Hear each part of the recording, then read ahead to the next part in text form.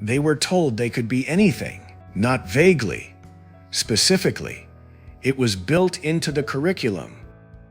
Work hard, get the grades, get the degree, show up, and the world will reward you. Exactly as promised. So they did.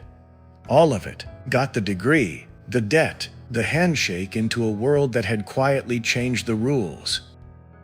They graduated into the worst financial crisis since the Great Depression, rebuilt. Then a pandemic removed another decade. And somehow none of this was the system failing them.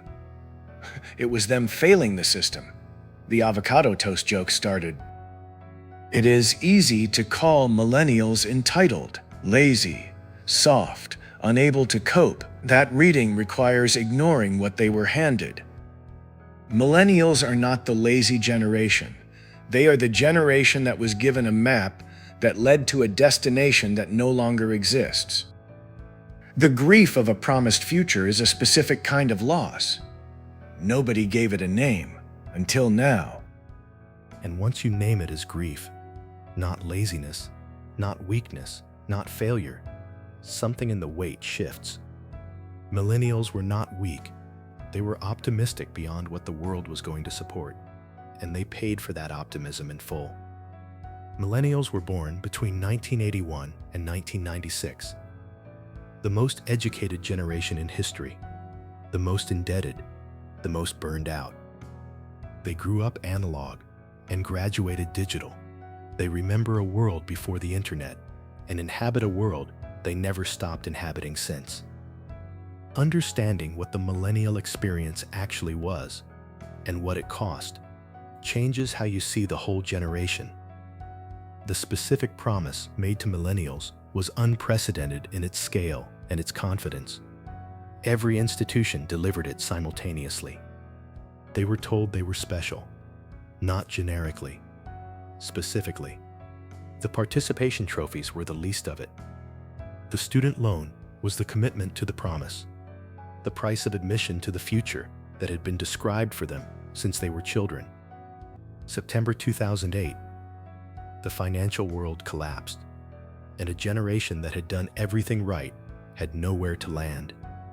They rebuilt, slowly, painfully, only to have 2020 arrive and reset the board again. The housing market closed. The pension evaporated, and still the jokes about avocado toast continued. The research confirmed what millennials already knew. Anne Helen Peterson named it first, burnout not as a condition, as a way of life. If you are a millennial, what is the specific thing the system promised you that never arrived? Tell us in the comments. We genuinely want to know. The grief of a promised future is not like the grief of a single loss. There is no funeral for a future that was canceled. Nobody taught millennials how to grieve a future that never existed, because it was supposed to exist. So they carried it without naming it, called it anxiety, or burnout, or general malaise. The grief hiding in the diagnosis. The grief is for the version of adulthood they were given reason to expect. The house, the stability, the straight line forward.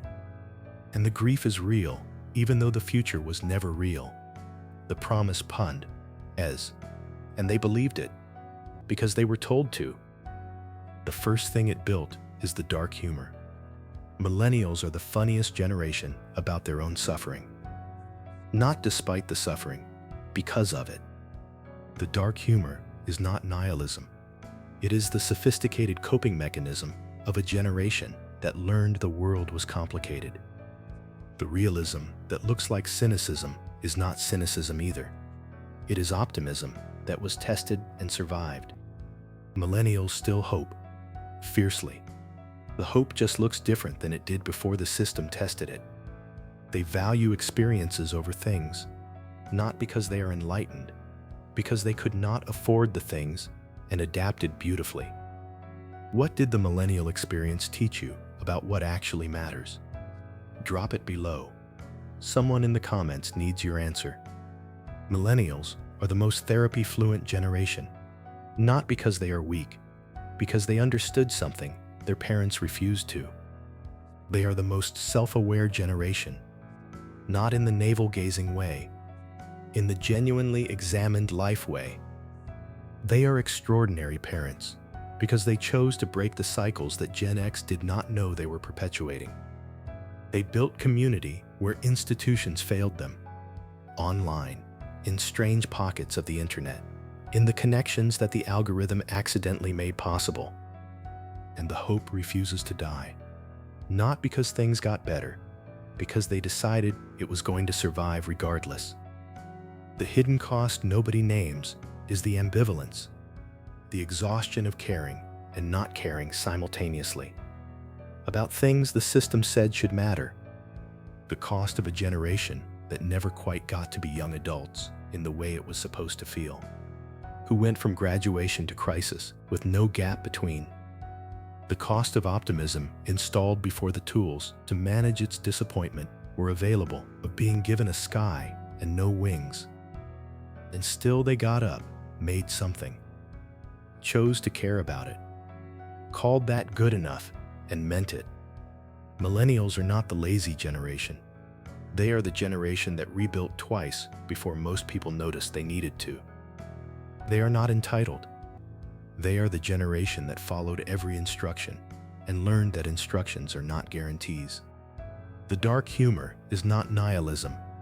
The realism is not cynicism. And the hope that refused to die is not naivety. It is earned. They kept going. After everything the world handed them, they kept going anyway. If you are a millennial, if this named what the generation actually is rather than what it was accused of being, drop one thing in the comments. What do you wish the world understood about what the millennial experience actually was? Someone in the comments needs to read your answer. Subscribe. Every week this channel names what your generation was handed and what it actually cost you. You did everything right. And you kept going when right turned out not to be enough. That deserves to be named.